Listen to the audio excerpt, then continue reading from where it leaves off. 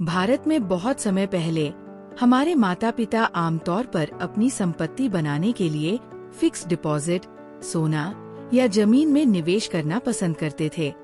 हालांकि जैसे जैसे हमारी भारतीय अर्थव्यवस्था बढ़ रही है और जीवन स्तर में सुधार हो रहा है, लोग अधिक बचत करने में सक्षम हो रहे हैं, जिससे उन्हें सुरक्षा का एहसास होता है।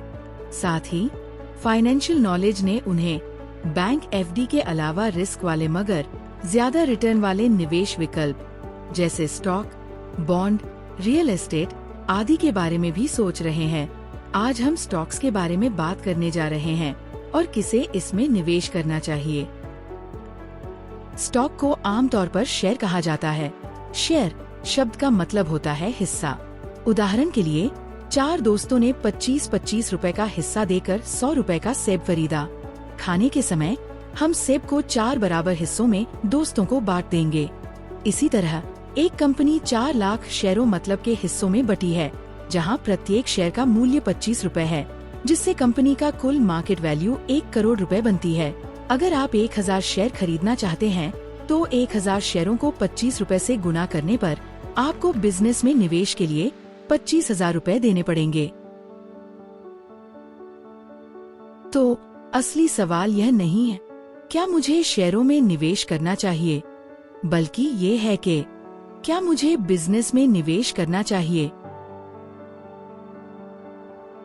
अगर देखा जाए तो जब बिजनेस लॉन्ग टर्म में बढ़ता है तो आपका निवेश किए हुए पैसे में भी बढ़ोतरी होती है, लेकिन बिजनेस को विभिन्न जोखिमों का सामना करना पड़ता है, जैसे कंपटीशन, राजनीतिक असंतुलन, खराब मैनेजमेंट और अन्य, जिससे कंपनी में लगे हुए आपके इन्वेस्टमेंट में उतार चढ़ाव होता है। कंपनी के शेयरों को खरीदने से पहले आपको उसका बिजनेस मॉडल समझना चाहिए, जिससे कंपनी रेवेन्यू कमा रही है, आइडिया जिन पर कंपनी काम कर रही है, कंपनी की मैनेजमेंट जो दिन प्रतिदिन के कार्यों को अंजाम दे रही है, और सबसे जरूरी कंपनी के फाइनेंशियल स्थिति के बारे में समझे। यदि आप स्वयं ये सब करने में सक्षम हैं और कंपनी उतार चढ़ाव को समझते हैं, तो आप शेयर बाजार में निवेश करना शुरू कर सकते हैं। आपको शेयर बाजार में छोटे इन्वेस्टमेंट से शुरुआत करनी चाहिए और जैसे जैसे आप सही कंपनियों को चुनने का आत्मविश्वास हासिल करते हैं, तब आप उसमें और भी इन्वेस्ट कर सकते हैं। लेकिन डाइवर्सिफिकेशन के नियम को न भूलें, जहां आपको अलग अलग एसेट में निवेश करना चाहिए। यहाँ तक कि पेशेवर फंड मैनेजर भी अपना सारा पैसा शेयर बाजार में निवेश नहीं करते।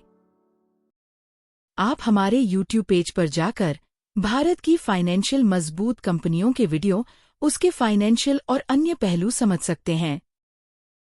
धन्यवाद। निवेश बाजार जोखिमों के अधीन है। कृपया सभी संबंधित दस्तावेज ध्यानपूर्वक पढ़ें।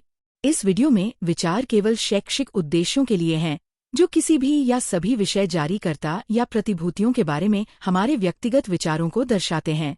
इसके अलावा असुबो सेबी रजिस्टर्ड नहीं है और इसके सहयोगियों के पास यहाँ शामिल विषयगत कंपनियों के संबंध में 1% या उससे अधिक का कोई वास्तविक लाभकारी स्वामित्व नहीं है और सेबी विनियमों के अनुसार राय व्यक्त करने से 30 दिन पहले तक व्यापार नहीं किया है और 5 दिन बाद तक व्यापार नहीं करेगा।